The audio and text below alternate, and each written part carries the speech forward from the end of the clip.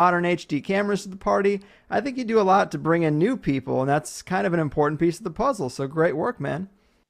Oh, thanks a lot, man. I mean, if there's anything that I would like to contribute to the field of, phenomenology, whatever you call it, it would be to kind of uplift the visual medium. That is something that I saw, was lacking over all those years that I'm looking at it. And so the best that I can with the equipment that I, have and my own vision, I'm trying to do that. So I appreciate that, but it's everybody's job, man. We all got to work at it.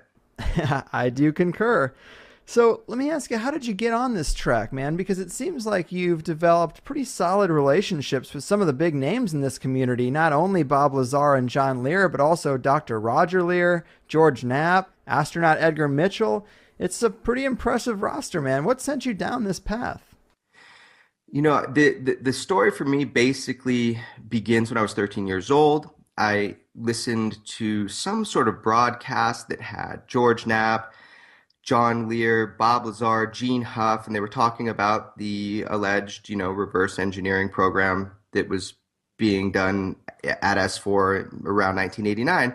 And the way that Bob Lazar described the propulsion system completely just flipped the script for me. I always imagined as things kind of traverse space that they're being propelled like a rocket, dumping, fuel as it goes. Right, right. But as you know, the way he described it, it is absolutely counterintuitive until you understand it. And that description of the propulsion system just, I like to say, weaponized my curiosity. It just completely opened my mind to the possibilities that things are completely different than what we imagine them to be. I would say that's how it started for me, and that was the moment that I first remember being absolutely fascinated with these topics. And then you go on with your life, and you're a kid, and you do what you do, and you follow the path of your life. And mine happened to be jujitsu. That was like the number one thing that I wanted to do with my life. Mm-hmm.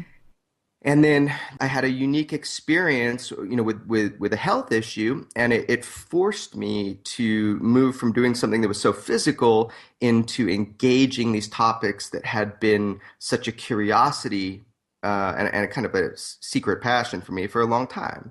And that's how I got started. I think the first phone call that I ever made specifically to engage this topic was to John Lear. I figured here's a guy at the nexus of every conspiracy theory I have ever read about in my life. If Yeah. there's anybody that's got an opinion, it's going to be John Lear. Mm-hmm. And, he's kind of the godfather of conspiracy. Yeah. And, from there, I mean, I tried every which way to get a hold of him. For like 3 years, I was trying to get a hold of him and just never got a call back, never got an answer, never picked up the phone. I don't know what was going on at that time of his life, but it just didn't pan out for me. And then, through all of this, I tried to get to, and finally one day, I get a call, and it's Jeremy, this is John. I hear you're trying to get a hold of me. What do you want to talk about? And that was the beginning of this kind of strange and bizarre journey for me. Right on. That is awesome, man. Yeah, I know all too well it can be hard to get a hold of some of these people, but that is awesome, man. You've also had a couple of sightings of things in the sky yourself since you started this filming journey, haven't you? Well, I mean, I think what specifically you're talking about, if you, kind of look up on the internet, you'll see something called the Silver Surfer. This was a total anomalous situation. I was walking with my wife in Santa Monica, where we lived at the time. And, I have my iPhone and I'm messing with it somehow. And I look up at the sky and I see these two spiraling, kind of shimmering silver. It was very impressive. I've never seen anything like it before in my life. And I raised my camera up and I, took a really crappy, shaky video. And I remember saying on the video, like, what in the F is this? This looks like the Silver Surfer. And, being that I started, kind of my interest in this, I said, well, let me just send it to the local news and just see if anybody else in Santa Monica saw it. I wasn't claiming anything. I was simply saying, not only did I see this, but I filmed it. did anybody else film it or see it? And that kind of started a hailstorm. The media immediately put it up on air right next to Bill Nye, and having Bill Nye kind of analyze my footage. And I was like, oh, this is cool when it started. And then all of a sudden, he comes out with, well, this footage is most likely faked, and he probably superimposed brine shrimp, which I had to look up on Google, which are sea monkeys, into the video. And it made me livid because here I am, really interested in what the truth might be. And this Right. is like, this is the mountain of scientific reason who's saying I superimpose sea monkeys. It's like the modern day version of swamp gas from Project Blue Book. Unbelievable. So I spent, a solid week of my life saying, well, I bet there's a way we can do this with modern technology, and so essentially created like a Facebook group back when, you did that, and collected about, I'd say, 6 to 8 videos of these same objects, all throughout the Santa Monica area, including a video taken by some famous basketball player, I guess, that was on TMZ. And so nobody knew what this was. And I had this aeronautics specialist who triangulated the descent rate, the size, all this stuff. I mean, these objects were real. We had them on camera. I was never claiming they were extraterrestrial. I was asking, what are they? They're Right. UFOs. They're unidentified. Sure enough, finally, I was able to discover that they were Red Bull skydivers with flares on their ankles. And I actually have the video of the diver jumping out of the plane. He was nice enough to give it to me. Oh, wow. Yeah, so that was kind of like my first, kick in the pants. Like, so this is how it's gonna be, huh? Hmm. When you start looking into this weird stuff, there's a natural resistance and a way to play it in the media that it not only mocks it, but discredits the people who come forward with information. Yeah, isn't that funny how even though the footage turned out to be something identifiable, you still got a taste of the dismissive nature of the mainstream, a taste of the wrath of the gatekeepers, because I guess you weren't trying to say it was something otherworldly, maybe hoping, but you're just asking the question, Right. what the F is that? And it's frustrating to see the explanations go straight to manipulation, straight to, well, this guy's a scammer. It does suck. But I think in recent years, at least, it's kind of changed for some people. I think they've become a bit more open because they have just better access to a whole host of strange footage captured in the sky. Yeah, I mean, a couple comments on that. One is that, we police ourselves with this. We do it to ourselves worse than anybody does it to us. And, I think the laugh factor of people that just want to seek the unknown to begin with, really, it's most likely because of fear. It's the Mm-hmm. idea of being uncomfortable that the world is not actually, as it appears. And I think with a cursory glance into this UFO phenomenon, or all the phenomena connected to the UFO matter, it becomes immediately evident. Right. I mean, immediately evident that there's something bigger going on, has been going on since the beginning of recorded human history, and that every watchdog agency on this planet in the intelligence community knows about it to some degree, and has made a point, and we know this through FBI documents, have made a point to make and create a laugh factor, a discrediting Oh, force, yeah. so that we self-discredit. It's incredible. Mm-hmm. I mean, they've even got it so finely tuned that the word truther is a negative label to put on someone. I mean, I think that's probably the furthest extent of language manipulation.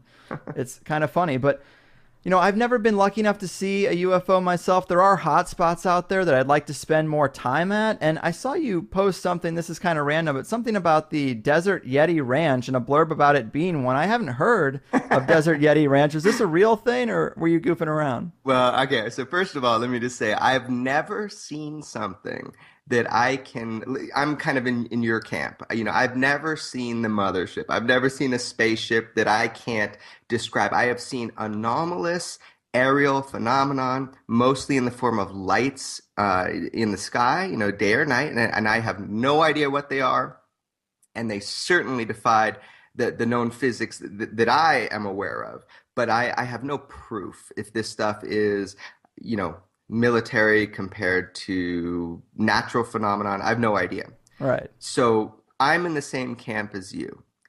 My confidence in the fact that this is all going on comes from a wide variety of other sources, not because I had some abductive experience. Mm-hmm. Now, the thing you're bringing up is hilarious because I'm just gonna stay silent on that. But I have a ranch that I live in LA, but I also have a ranch out in Pioneer Town, California. And upon spending more time out here, there has been, a pretty incredible display of aerial phenomenon. And I think this area is kind of known for that. I mean, if people know about Pioneer Town, California, it's real near to the Integratron and where Van Tassel did all of his wild stuff. So there is a rich history out here, and we're by a huge military base. I mean, that might be part of it. Mm-hmm. So that was kind of like a internal reference just for my friends. Gotcha. Yeah, that's funny because I'm always looking for those spots. Of course, Skinwalker Ranch is out there. Also, I'm Yeah. I'm not sure if you're familiar, but James Gilliland's East Ranch near Trout Lake. I hear that's a place where people see all kinds of things. And what's intriguing there is a lot of the things tend to come out of the base of a mountain. Which, when it comes to mysterious things, I'm always interested in an underground element or some kind of hidden in a mountain base type element. But apparently that's pretty common up there in, I think it's in Trout Lake, Oregon or Washington. Yeah, I've heard a little bit about it. I think what makes the Skinwalker Ranch story most compelling is the history of how it was purchased by Robert Bigelow. I mean, here's an individual now, going to attach, inflatable habitats onto the ISS. He has had for decades two, personal habitable orbiting space stations. I mean, here's a guy who's on the bleeding edge of technology and decided to put more money than any living human being or any individual ever in the history of the world has put into researching this stuff, yet now is completely focused on space exploration. But at the time, put a team of scientists, and that's the book we know, Hunt for the Skinwalker. Primary author being George Knapp with his other author, and it's an incredible location. Yeah. What has occurred there is almost beyond belief. But in fact, it appears that it has occurred. These things have occurred there, and there are other places like this. That's why they put the book out, Mm-hmm. was to find out if there were other places like this. And sure enough, there are. Yeah, there's Skinwalker Ranch. There's so many strange things about it. Most of it I was familiar with, but I did hear you talking about it on, I guess, a previous interview, and you had mentioned a black mist that seemed to possess people in some way, and I hadn't heard of that before, but it almost sounds like a swarm of nanobots or something like that. Oh, now you're talking my language. I mean, that's where, I start to get kind of excited that there is a technological aspect to these seemingly paranormal things. I mean, that story was relayed, to me, I believe by George himself, but I think it's in the book, or at least there's an article that came out about it and about the scientists that had that experience. But, essentially he was paralyzed and there was an intelligence speaking through his body, as crazy as that sounds. But yes, that black mist, that idea of technologically advanced miniaturized robots that all work in unison towards a similar goal, nanobots, Mm-hmm. right? Utility fog. I mean, if that was real technology, that would be incredible. Yeah, it would. And that's pretty far out there, but I guess this is a question that comes up with a lot of the technological stuff that seems outside of humanity's grasp. It's the same argument with the crafts. How are they able to make right angle turns in midair? How are they hovering that way when we don't have any known crafts that can do that? But what do you think about the idea that you don't need to bring aliens in to explain this stuff? That the military black ops groups have gone so far down their research holes at these underground bases, and they're so far ahead of the surface world, almost like a breakaway civilization in their own right, that what they have seems alien. I mean, I'm not someone who tries to say much one way or the other, but there has been a trend in the alternative community to attribute a lot of these things to the black project groups instead of aliens. But what are your thoughts? Do you think you need to bring in ET to explain some of the things people have seen? No, but I also don't believe that military black budget programs could even start scraping the surface of what humanity has experienced again since the beginning of recorded human history.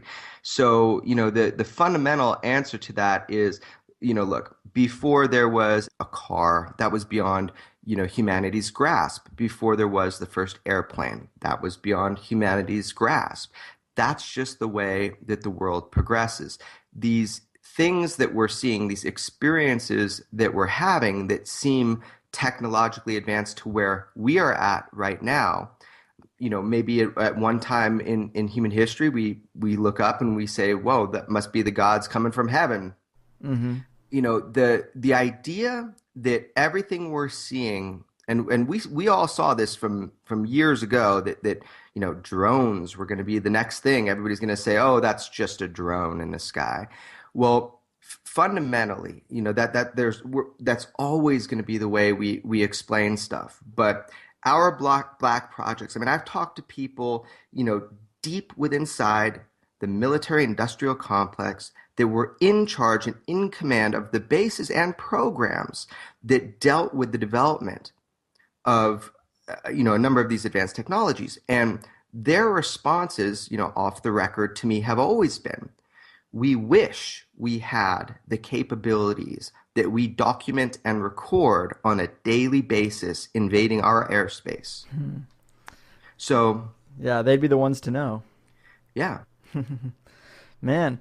So it also is hard to explain away, like you kind of mentioned, old accounts. There are old paintings and ancient writings where they talk about people riding snakes in the sky that spit fire. I mean, that sounds like a plane or a rocket to me. And you had a presentation at the 2015 UFO Congress that I thought was super interesting. And from that presentation in your background was this little story about this 1866 lithograph of George Washington in his Masonic garb. Of course, I love anything that connects both conspiracy and ufology, but tell us about this lithograph, because this is another one of those types of bits of evidence that is even older, so it makes it hard to explain away with, well, modern technology could be doing it. Yeah, that was a fascinating, again, this is one of those things that I just fixated upon because I stumbled across it and it hadn't been put forward yet. It's definitely not the most interesting, painting or lithograph of an unknown object that appears, from an artist standpoint to be deliberately created to look, like a flying saucer. There's a Flemish painter, I think the last name is Gelder, Gelder, and he painted something called The Baptism of Christ, and it was painted in 1710. And this painting shows a flying disc just shooting beams of light down during the baptism of Christ. I mean, it is an absolutely incredible. I mean, there was nothing in the air mechanical in 1710. Right. So, from us. So that's an incredible painting. Now, the George Washington one, why that one piqued my interest is because I was searching the Library of Congress, and I was just kind of looking for Masonic imagery and ufology stuff, and came across this lithograph, the one you're talking about from 1866. And when I looked at it at first, it looked like typical Masonic imagery. And, everything has a place. Everything has a balance and place in Masonic imagery. Mm-hmm. Except when I focused in on the Jacob's ladder, which is where angels, which are messengers, ascend and descend from heaven. I'm looking at this object, and I started doing color correction and tweaking, and you can see the green, red, yellow, and black paint that was put on, because of modern technology, thank you. And it's amazing.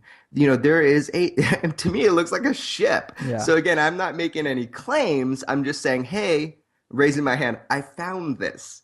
What do you think it is? Right. Yeah. I think those old references are a great counterpoint to that argument that it all just could be a breakaway human civilization, because it gets harder and harder to justify that answer when you go back and you see things flying in the sky from 17 and 1800s imagery. But we talked about nanobots just a minute. I wanted to bring up Nano Man. This was one of the first videos of yours that I saw, Nano Man and his utility fog. And let me read a part of the copy here so people can get some context for this. But a military-funded nanophysicist known for advanced propulsion systems discovers mysterious forces while building a device intended for interstellar space travel. This strange propulsion may provide hard physical proof for the existence of the multiverse. Nanoman also believes he possesses a mysterious metamaterial not created here on Earth. Is this physical evidence of extraterrestrial nanotechnology from a UFO landing site, or has everyone been fooled for some deeper reason? That is an excellent primer, man, and I really loved that video, but how the hell did you find this guy?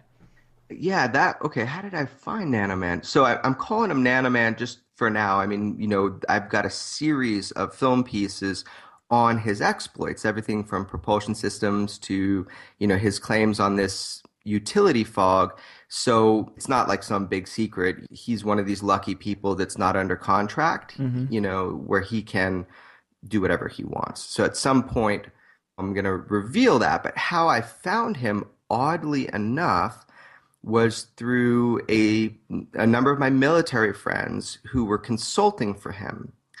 And, they know what I'm interested in. Not that they're interested in it, but they keep their ears and eyes open for me. And they were like, you really should check out what he's doing with propulsion, because I know that's what you're fascinated with fundamentally. And I said, great. I'll check it out. So I went to go interview with him and document some of what he's doing on what he calls the space drive, which is the new short I will be releasing most likely at the 2016 International UFO Congress in the film festival. And it highlights that technology that he has been building, testing, and creating. Now, in those conversations with him, after the course of a few days, it quickly became apparent that his inspiration and his kind of dead set knowledge that certain things were possible stemmed from somewhere else. It stemmed from other experiences that he had that he wasn't telling me. Mm. So over the course of kind of earning his trust over a number of days, kind of the floodgates opened. And one of the things that he said to me is what you experienced in that short film. He says, I've got something you might be interested in. I was like, all right, well, what's that? And he goes up into his upstairs laboratory at the time, comes out with a vial filled with what looks like water. Mm-hmm. And I was like, oh, okay, what is this? And he says, well, inside here are trillions and trillions of independent nanobots. And I didn't even know what that meant. He said micro machines that he had collected that somehow work together in unison towards a single goal. Utility fog. I had never heard these words before. So Right. now I'm starting to think the guy's a little bit off, not wound so tight, right? But I don't know. He's showing me a vial of water. So as a self-proclaimed investigative journalist, right? What is my job? My job is to take it and see if I can verify any of his results. So he backs up his statements, saying this is what he believes, not really telling me quite where he got it from yet, by showing me the scanning electron microscope images of what he perceived to be gears and graspers and just mechanical parts. Right. And I mean, I didn't even understand the magnitude of which I was looking at these things at. I mean, 1, 2 nanometers. So I kind of just laughed about it, like, well, how is someone like myself ever going to validate that inside your little liquid here you have, some non-terrestrial super intelligent material? And he Mm-hmm. says, well, you should go see. I mean, he said this was 9 years ago. I imaged this stuff. He's like, I have no idea if it's, dissolved, broke down, if it's still there. He says, why don't you take it and have it analyzed at like NASA? And I was like, okay, well, how am I going to do that? And Right. he's like, well, let me make some calls. Let me see if I can get you a tech. And I didn't believe that he was going to get. So there I am, NASA Ames in a little bit of central North California. It's an old Moffett airfield military base. And sure enough, I had a non-restricted, unescorted, full media pass to film for an entire day with a Oh, technician on a scope, which costs a lot of money to look at this, what looks like water to me, and see if in fact we can replicate visually the what he had imaged 9 years prior. yeah.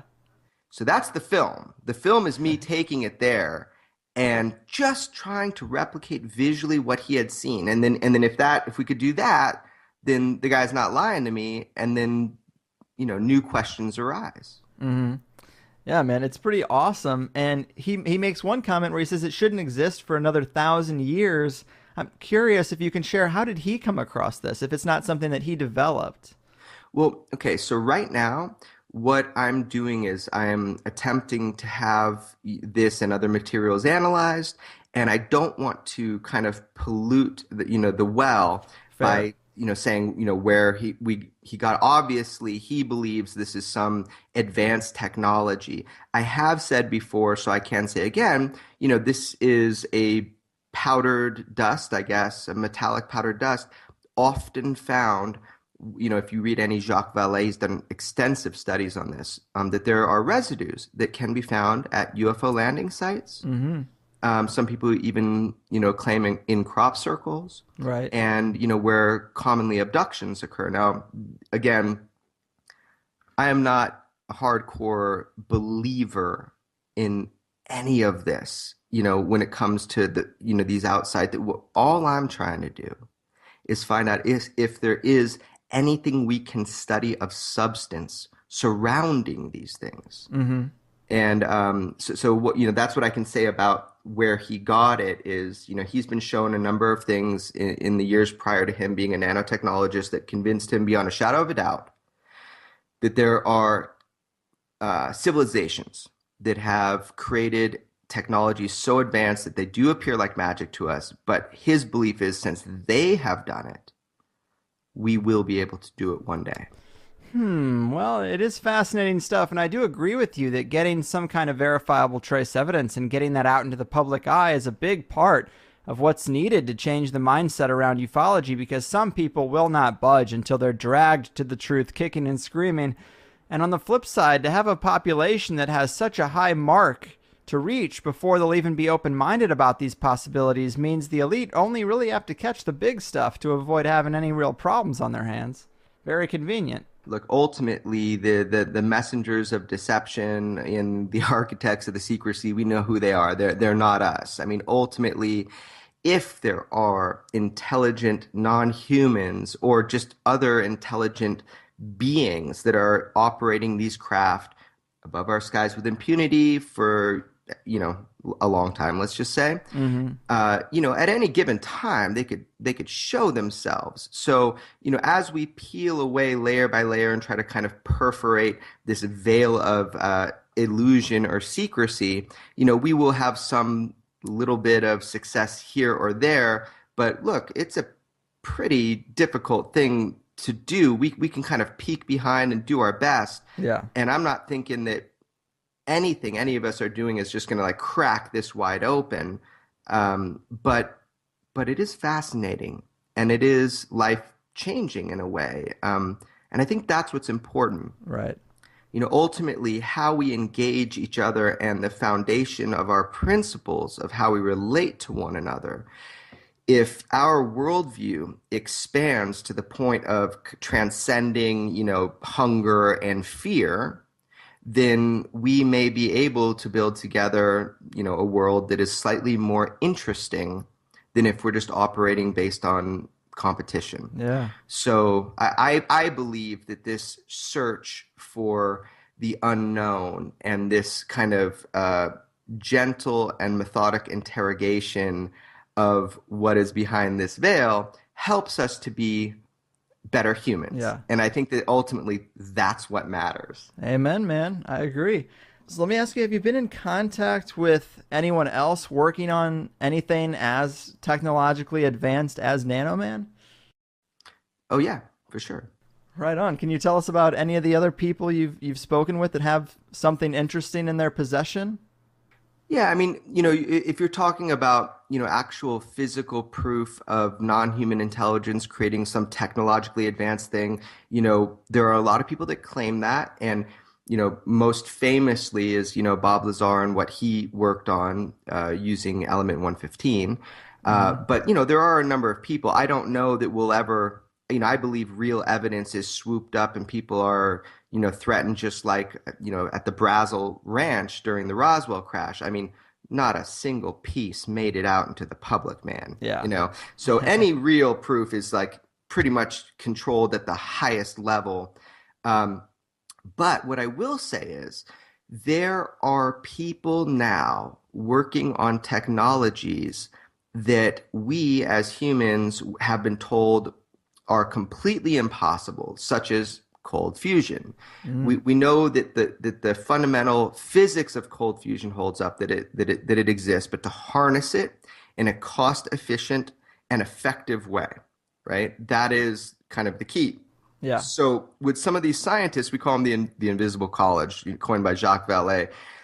These scientists that give their time, effort, resources, and materials to help people like myself or any researcher kind of move the needle forward. Okay, so within this group of people, some of the interesting things that I've been exposed to, and I will be putting out films on this stuff, it's all filmed already, is the endeavor to harness cold fusion. There has been great leaps and bounds that have been made in this field specifically due to nanotechnology. And the reason is because we have now metamaterials, alloys that have never existed in, ever in human history. They have never existed.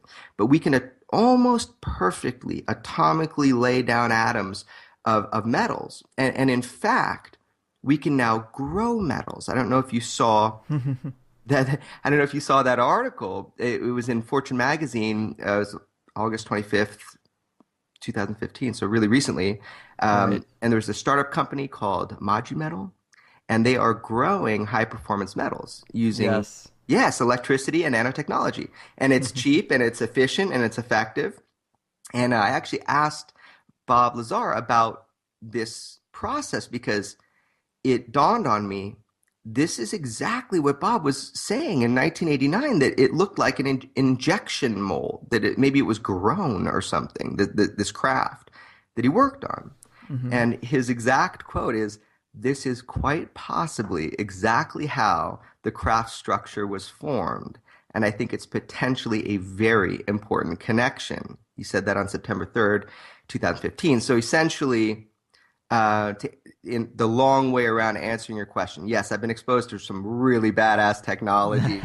And what I think is when you just read the media and you see how these metamaterials that have never existed before have unique principles, and now we're being able to grow them, metals, Mm-hmm. the leaps and bounds, man. We are on the Yeah. precipice. Yeah, man. Let's talk Bob Lazar a little bit. I mean, obviously, a legend in this realm, claimed to have been involved in the back engineering of an alien craft at the S4 base near Groom Lake. He's been out there for over 25 years, really, as a whistleblower for this. What are your thoughts on Bob and his story? It's kind of controversial. Yeah, I mean, I think it's very controversial because, you have inconsistencies, you have deception, you have people of high credibility protecting their previous statements just, to save face. You have, people like George Knapp for 25 years knocking on doors, cracking this case open, never letting it go. And it's amazing. Bob came out and told a story. And sure, there's a very human element to this story, and Bob is not a very open person, so he has not remedied a lot of the BS that has gone around, which he easily could. But are you aware of the Dr. Krangle interview that I recently put out? I heard you talk about it on a previous show, but I was going to ask you about that as a way to kind of back up Bob Lazar's story, but yeah, please let us know about Krangle. Yeah, I mean, look, my thing was not just to back up Lazar's story. I mean, I thought it was amazing, and I actually went in to meet, John Lear and George Knapp, and I just thought it was going to be these guys just messing with everybody. Honestly, I didn't have an opinion. I just was, there seemed to be so much chaos around this story that I had deep skepticism. Mm-hmm. I don't even know where to start with the Lazar story, just essentially that where I'm standing now, that's kind of what I think is important. I've looked into this case probably more than anybody other than, George Knapp. Mm-hmm. And, and he has, again, been my mentor through everything. It's pretty unbelievable what he has done that people just don't even understand, how much he's committed to investigating the unexplained rather than explaining the uninvestigated, as he likes to say.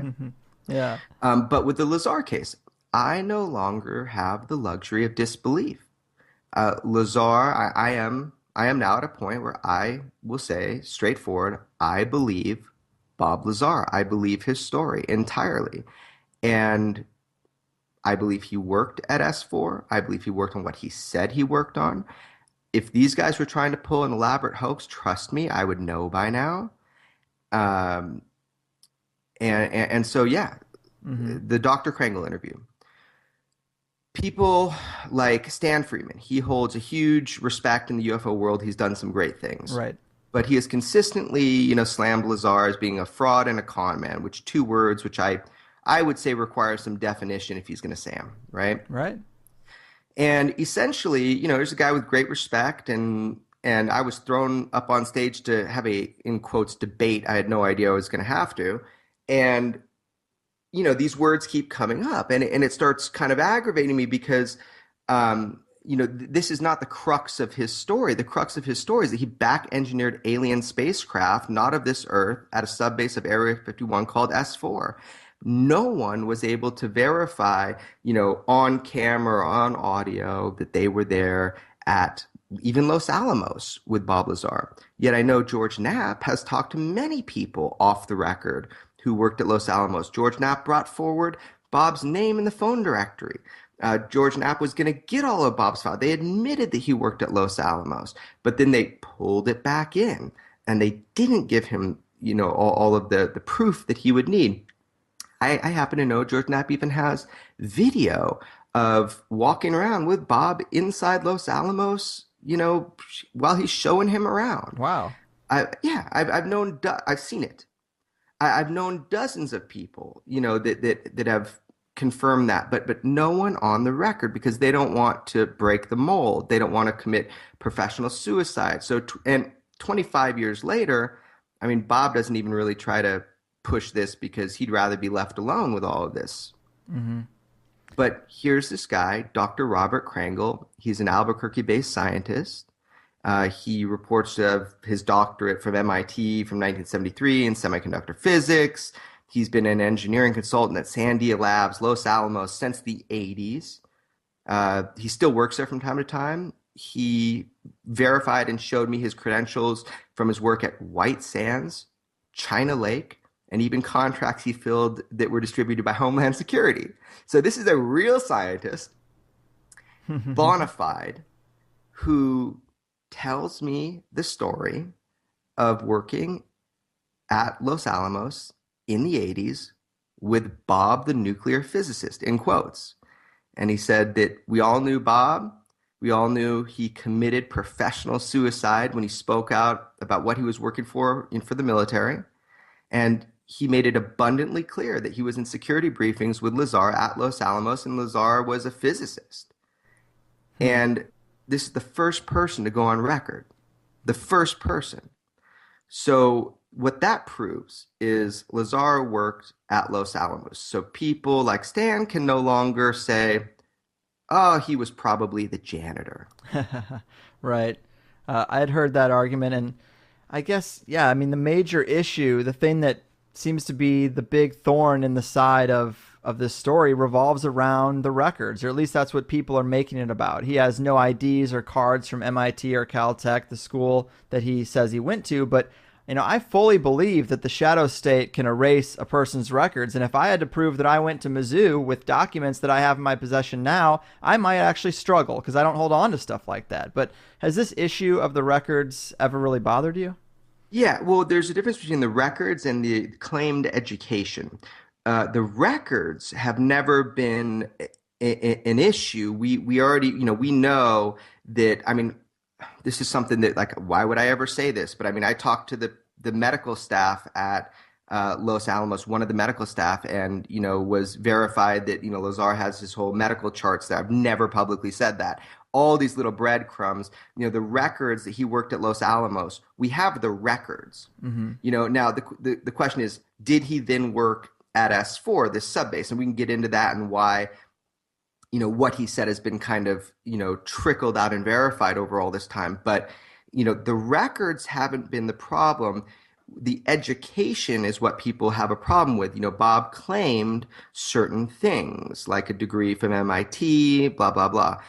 Dr. Krangle actually said in the interview, well, I said, well, why isn't there a yearbook photo of Bob Lazar at MIT during that time? And he goes, well, if he was, doing kind of graduate work if he wasn't just like class of, 1980 or whatever it was, he wouldn't be in the yearbook. But I've never followed that path of logic as being important. Mm-hmm. Let's pretend the worst.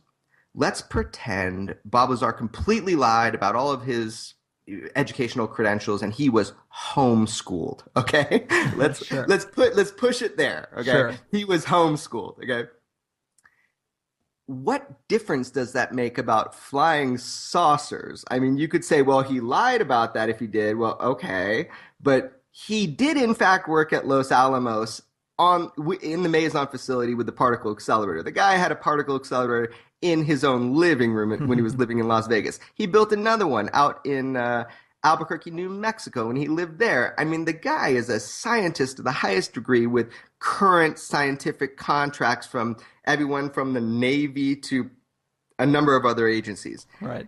So Bob's a scientist. Mm-hmm. Bob worked in technical capacity at Los Alamos.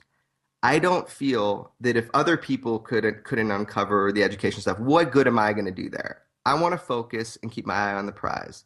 Did Bob back engineer alien spacecraft at a subbase of Area 51? That's what fascinates me. Right. Let's try to uncover that. Yeah, good point. That is kind of the only thing that really matters in the story. But you mentioned element 115. I've, of course, heard of this before, but some people might not have. Talked to us a little bit about element 115. Bob claimed it was the fuel for the UFOs, but also, I mean, he talked about this 25 years ago, but there were some mainstream scientific revelations about it just like a year ago or something, if I'm not mistaken, right? Yeah, a number of years ago. So essentially, just to back it up and make it really simple for people that don't have access to the internet right now and should be typing this in, okay? So element 115 is a theorized element, a super heavy element. It's no surprise. It's not like, Bob made it up. Element 115 is this, it was always theorized that it could exist, but our supernova never, created it in any abundance that we could detect, and so it was never on our periodic chart or table. But we figured one day maybe we'd be able to fabricate over months and months and millions of dollars in a particle accelerator, maybe a few atoms of it that would last most likely milliseconds because of its half-life, right? Mm-hmm. So it's this kind of like funny element, and it kind of had a blank spot on the periodic table. So in 1989, Bob Lazar tells his story, and part of his story hinges around like what you said, the fuel source, what you would put in the gravity amplifier or the antimatter reactor that would then engage the gravity amplifiers, which is how you traverse space-time without any G-force issues. Mm-hmm. So this piece of alleged element 115 became kind of the argumentative point, because you have other nuclear physicists who say, well, the half-life of 115 is so minuscule that you could never have a substantial amount to work with. And Bob was claiming that there was at least one stabilized piece or a few that he worked with, but that he was told there were 500 pounds of this, that maybe the size of like a washing machine basket or something, of 115. Hmm. So, the scientific community can kind of jump on this and say, well, there's no way. The isotopes will not stabilize, and you cannot have this. But there is the theorized island of stability where element 115 could be stabilized. Now this again is theoretical, but you were right. A number of years ago, there were scientists that did this process, and they bombarded uh, in a particle accelerator and were able to manifest like a few atoms of this, which quickly deteriorated into nothing. So this is like the number one thing that people fight with when it comes to Lazar's 115 argument. The thing that people forget is that Lazar never claimed that we made the 115. He didn't even claim really how he knows that we had it. He was just briefly told that we have 500 pounds of it to kind of work with. So the theory would be that it was harvested. It was harvested from somewhere else, maybe where it was naturally occurring. Hmm. So from another supernova or something like that. So that's the story of the 115. I kind of botched I'm not a scientist, obviously. I'm an investigative journalist, but that is what people should look up. The element 115, island of stability. They should look at the half-life and see why people are all up in arms about it. Hmm. Yeah, it's an interesting saga for sure. I mean, a lot of it does hinge on that 115, but I guess another thing I'm curious about, saying that they might have 500 pounds of this stuff, and they might not have made it. They might have harnessed it, but I'm wondering if perhaps it was even given. There are a lot of rumors about partnerships between sectors of the government and ET races. One of the big speculations is an exchange of technology for the ability to run a certain number of abductions. That's come up a lot. I'm curious what your thoughts are about a partnership versus everything that we have being gathered from crashes or recovered from incidents. Do you think there's any real sustained communication, or do you think we're kind of in the dark just trying to piece things together as we find them?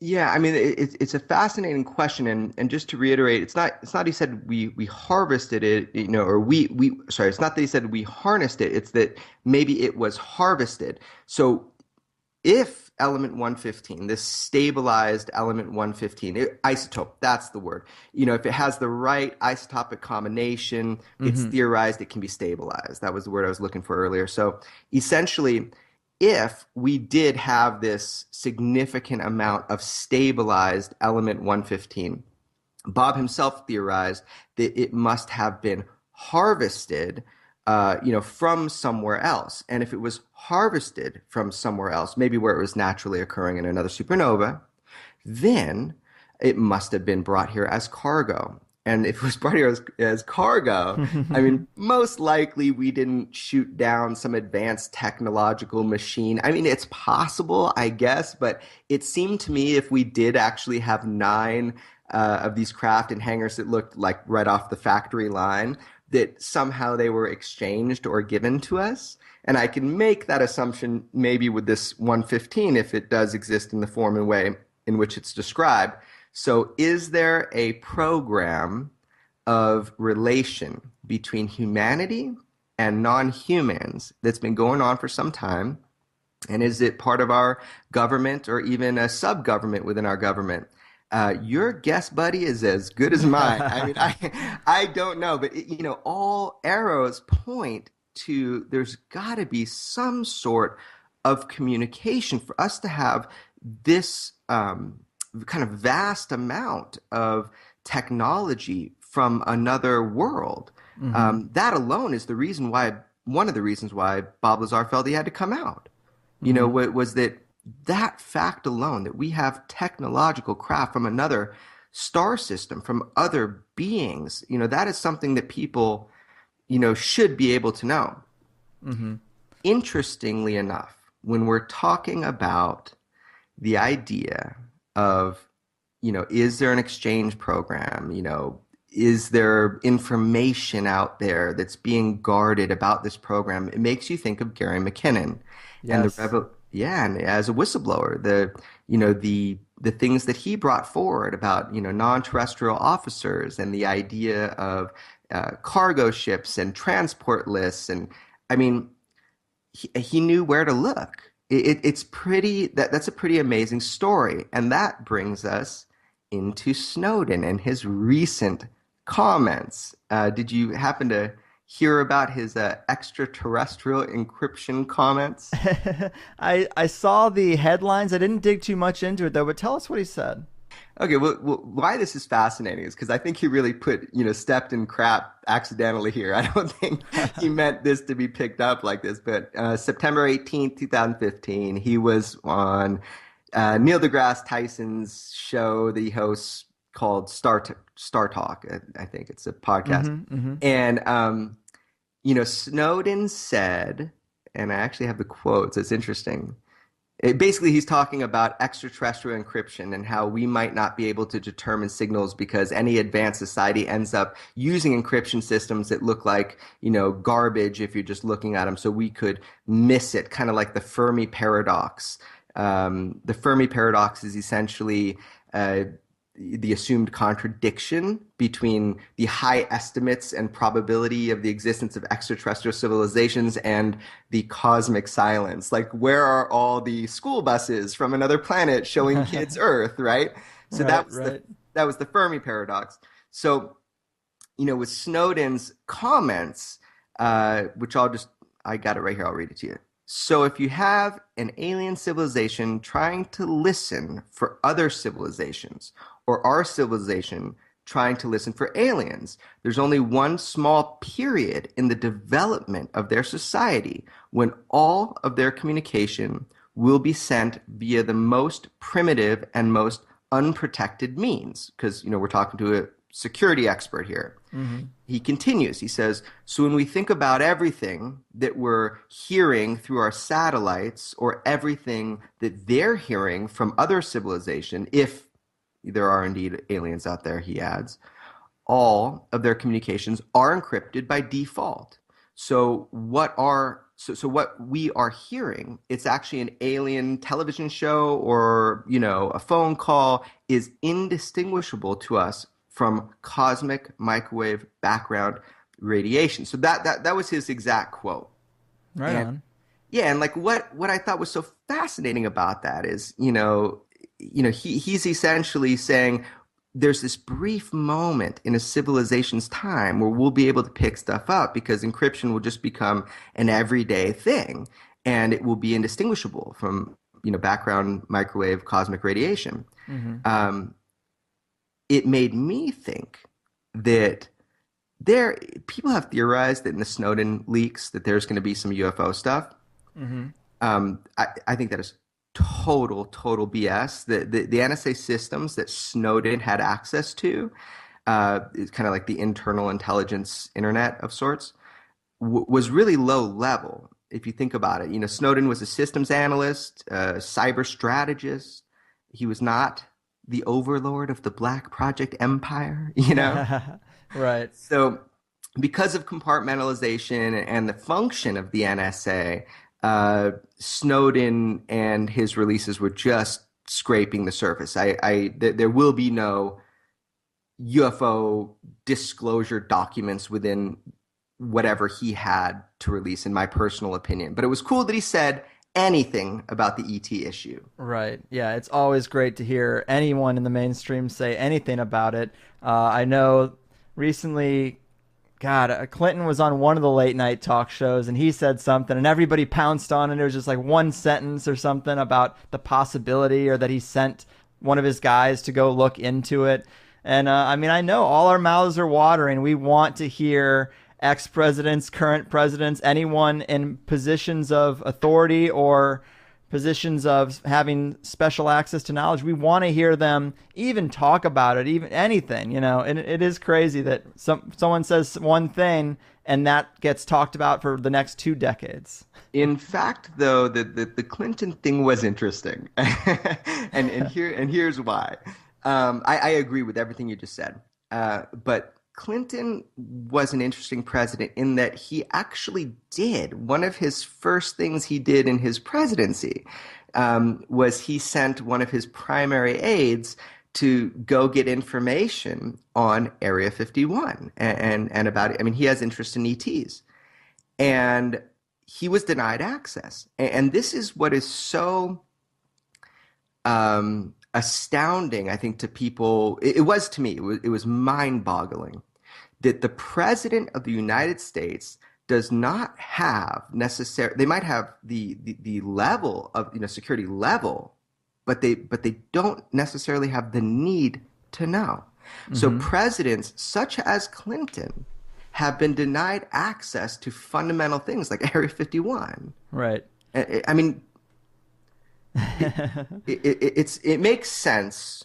They're there for 8 years max, but it was astounding when I first kind of grasped that there are people within government who will sustain their roles far beyond that of the president of the United States, mm-hmm. and that they have power to even tell the president that they may have clearance, but they don't have the need to know. Yeah.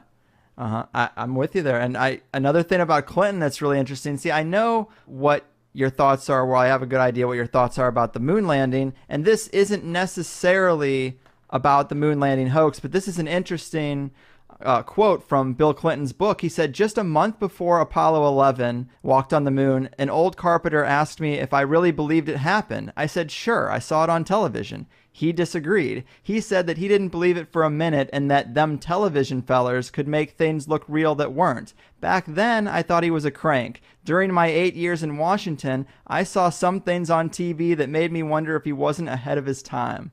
I mean, that's a pretty cryptic statement to come from a president. That's bold. There's no need to write that in a book, you know? I don't think it's cryptic at all. I think what he's saying is you should doubt everything, and you should doubt things even such as the moon landing. And that was a kind of problematic thing for me when I went out to go spend a few days filming with Dr. Edgar Mitchell, allegedly the sixth man to walk on the moon. Mm-hmm. Now, I've never really made a statement on this, so I'll just, be clear. I'm not, although I find it fascinating, I'm not one of those people who is like, we never went to the moon, like a lot of my, friends are. I think we had the technology to do so at the time. I think there were huge programs of people that were, dedicated to it. But at the same time, I highly, highly doubt that what was broadcast to the American public were the actual missions. And the reason for that is warfare. I mean, my background in jiu-jitsu tells me, if you're going to win a war or a battle, a lot of it is perception. It's if someone's afraid to fight you, it's way better for you than if somebody has no fear and thinks they're going to crush you. Right. So essentially with, the moon landing stuff, it's fascinating. It's outside of my scope of expertise of knowledge. But at the same time, if I were doing it, what I would do is I would not risk a public broadcast, error in the spacesuit of one of our hero astronauts when the entire space race was based around a war of ideals. It was a psychological war more than anything. Right. And then the possibility that they would just die on live TV. No, what I would do is I would do my missions if that was important, and then I would, show the public the perfect, footage to make them understand that we won. Right. Yeah. I mean, especially decades before the internet, it'd be really risky to try to do that type of broadcast. I guess I'm kind of with you there. I think that the footage seems manipulated. Whether or not there's a real mission behind that footage, I mean, that's impossible to say because we have nothing to look at and judge. You can judge the footage and see if you see some things in it that seem odd, like, there being no impact crater underneath the module or there being no tracks near the rover. I mean, those things are interesting. There's also seems to be some duplicate backgrounds if you put the mountainous ridges up against each other. So that stuff could all be on a soundstage, and that doesn't necessarily mean there wasn't a real moon mission. I'm with you there. And I guess it's about winding down time. Jeremy, this has been awesome. Again, great work. Is there anything you're going to be working on next that you'd want to let the people know about? Yeah, I'm always gentle with what I say is coming next because I'll say one thing and then I'll get hit with, this barrage of, another story that breaks through. But what I'll say is just keep checking in to extraordinarybeliefs.com, and that's my website. And from there, you can even sign up for a mailing list, and then you will be the first to know. The only thing I have on the docket right now is I'm going to be speaking at the 2016 International UFO Congress, and I will be doing in the first half of the lecture a little update on some of my personal investigations, and then the second half of the discussion,